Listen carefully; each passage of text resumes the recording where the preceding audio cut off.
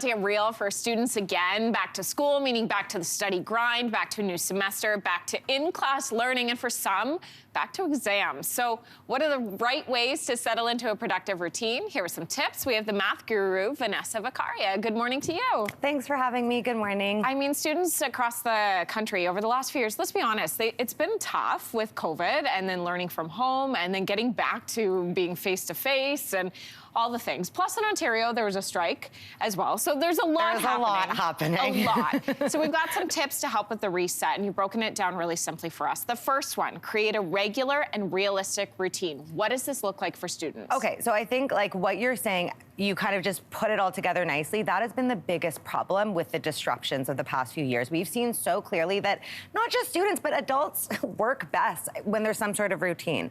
So I would suggest to start small. Let's do something realistic. Come up with a routine, a few things that are kind of staples throughout the day. It might be, we always eat breakfast at this time, we always leave for school at this time, homework is always started at this time. At least, you have a few anchor points throughout the day that kids can hang on to. And first of all, that makes arguing less likely to happen because the same thing is happening every single day, right? Also, if you do it that way, kids get used to it, they get into a rhythm, and they're much more productive and able to get into the flow. So if homework happens every time at 4:30, by week 2, at 4:30, they're slipping into that rhythm. They know where to find their stuff. They know what they're supposed to be doing. And it'll make things a lot easier for them. Plus, those are things we can control. We can't control what happens in the world. Exactly. We can't control if teachers strike or whatever. I need this pep talk right now. Right? Yes, thank you. So let's control what we can control, which is what time homework starts. Exactly. Next up is don't sweat the small stuff. And we hear this line all the time, but what does that specifically mean for students? Okay, so I think there's a couple of things. I think it's funny, to your point about controlling, we're often trying to micromanage by controlling every single thing we can in our environment, and that often backfires because what we want to do with students is do a little give and take as parents, right? Say something like, you need to start your homework at 4:30. But if you do and you get up at 7:30 every morning on weekends, you can sleep in, right? Like, find little ways to compromise and relinquish control on things that may not move the needle so much. One example I like to use a lot, and again, this is very student dependent, but we have rules around homework. One of them might be absolutely no music can be played when you're doing your homework.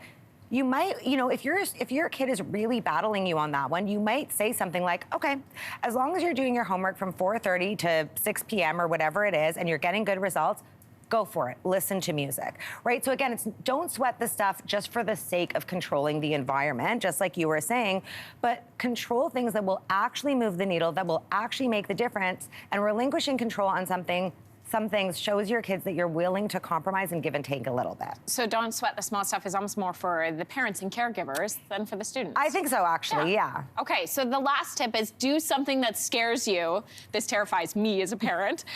What does this mean? Okay, so with parental supervision, nothing too dangerous. The reason this is one of my favorites is I'm all about math. That's what I do. I tutor math. I'm the math guru. That's my thing. And one of the biggest things we see in math class, the reason why students struggle so much is there's a real lack of confidence when it comes to putting up your hand and asking that question, right? Or taking a risk and starting a question on a test when you don't know what the first step is.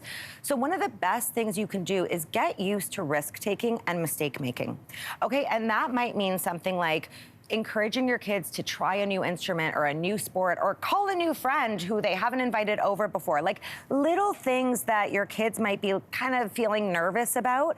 The more that you're doing that, the more they're building up that muscle to say, hey, when I try soccer and I don't score or I fall down, I'm fine the next day. It doesn't really matter. When I try a new instrument and I'm not that great at it at first, it's not the end of the world. When I invite a friend over and they say no because they have other plans, like, I'm fine. I find something else to do.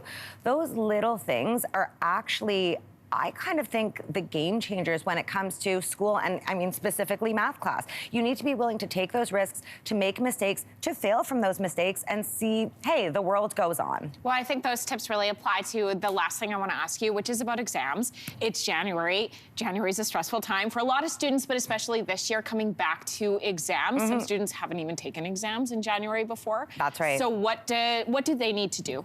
Okay, so I think, first of all, I love exams, okay? It is my favorite time of the year. It's my Christmas.